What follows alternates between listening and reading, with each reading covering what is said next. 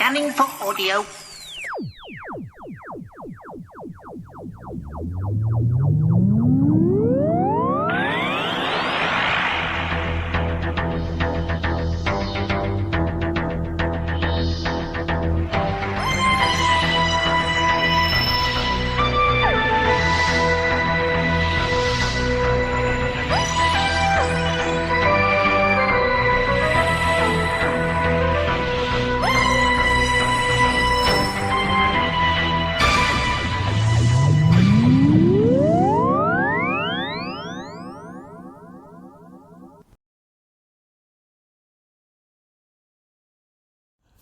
Morning!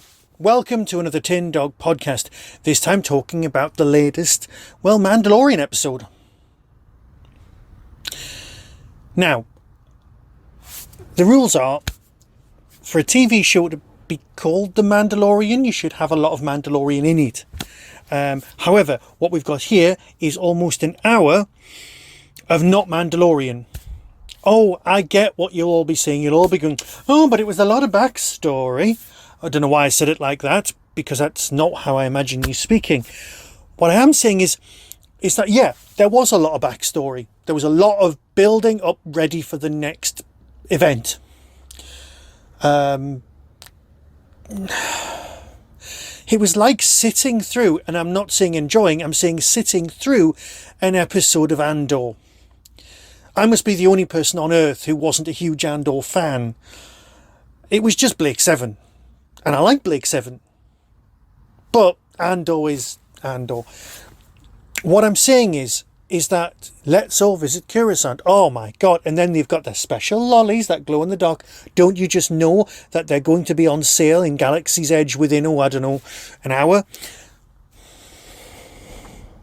Oh, is she a baddie? Is she a goodie? Is she even... Yeah, no, it's fine. Is she... Well, yeah, she's a baddie. But the thing is, he's the... Oh, Mr. DNA, right? I hardly remembered him from the original run. I'll be honest with you. I went, who was he then? And then there was a big video presentation saying, hi, I know about DNA. Although DNA is in a galaxy far, far away, but let's not go that road. Because he's talking all about DNA. And are you sure that this alien race is, well, yeah, the Caminos, the very tall, long neck people who I don't have a Lego figure for, they were big on cloning and hence the Clone Wars. I am still massively enjoying the Bad Batch on a level that I really should be podcasting about that instead, but that's beside the point. What I am saying is that you've got your 5 minutes at the beginning, then you've got Mr. DNA's storyline. No, not the mind probe. It's a mind flail. No, it's not. Not if we turn it down. Very similar to some ECT. Oh, don't give me ECT. Why not? You'll end up like a character out of One Flew Over the Cuckoo's Nest. But if we use low voltages, you'll be fine. That's all right then. Here we are. Nice bit of video screen on you. Right. My wife did point out that the... Mon Calamari, which I still think is a kind of racist and on the nose kind of name for Admiral Akbar's race. The scientist, the very trusting one.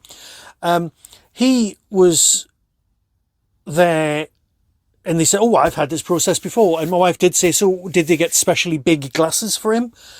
Good point, well made, and possibly racist to the Mon Calamari. I just thought they'll have had bigger glasses in a storeroom somewhere. It is nice to see that all of the space Nazis / Imperial Navy are being decommissioned, and you're going to end up with a lot of what I can only describe as, well, in this country, it was called Army Surplus after the Second World War, which is what led to the growth in astronomy, because you could buy the lenses from submarines, from periscopes, quite cheaply because they were being decommissioned, and the lenses had been used in other things as well. And that led to a boom in home-built astronomy. So the idea of the Army Surplus existing is good. The whole breaking into a nice downed thing, it all looked gorgeous. I mean, I'm not saying it didn't look brilliant. Jumping off a train in order to land on some nice soft cushions. But the Mr. DNA storyline, I mean, it did surprise me. I was thinking, oh, are they going to wipe his brain completely? No, surely he's the one who knows about, how to clone a Yoda. Which is, let's face it, what this whole thing's about. Can you imagine a lot of little... It'll be like Gremlins, 1,000 little Yodas, but some of them are evil, some of them are good, some of them are just, How did Grogu escape from the cloning vat? Oh no, Grogu wasn't with the clones. He was one of the Padawans who wasn't killed by very cross Anakin. Right. It's not my favourite episode. I don't think it ever will be. Coruscant looks like an absolutely terrible place to have to visit. There's bugger all nature there. And I'm not saying that I don't like cities. I like them in a place, but this is an entire planet that's just a city. Where does the rubbish go? There's so many questions, and none of them are interesting. So, I keep saying so, I apologise for that. Yes, it's Mandalorian. Yes, we end up with, she's the only one who's seen I think it's now called a mythosaur. The thing that's on the wall, on all of the armours, painted on. I think she's now the only one who's seen it. She's the only one who can wield the dark saber, and we can kind of see where this is going. They are all religious nutters still, which is fine and understandable. But they still give me the creeps. Right, I'm going to go now, because basically all I've said is not my favourite episode, had some important moments, but that's kind of it. So until next time, when I'll probably be talking about Big Finish, or even next weekend when I'll probably be talking about more Mandalorian. Be seeing you.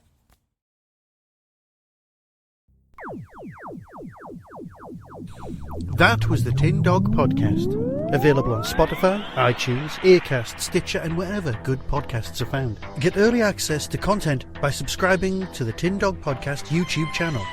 You can support the show at patreon.com/tindog. Contact the show on Twitter at tindogpodcast or email tin-dog@hotmail.co.uk. All of the things discussed are the intellectual property of others. No infringement is intended. The Tin Dog Podcast is a founder member of the Doctor Who Podcast Alliance.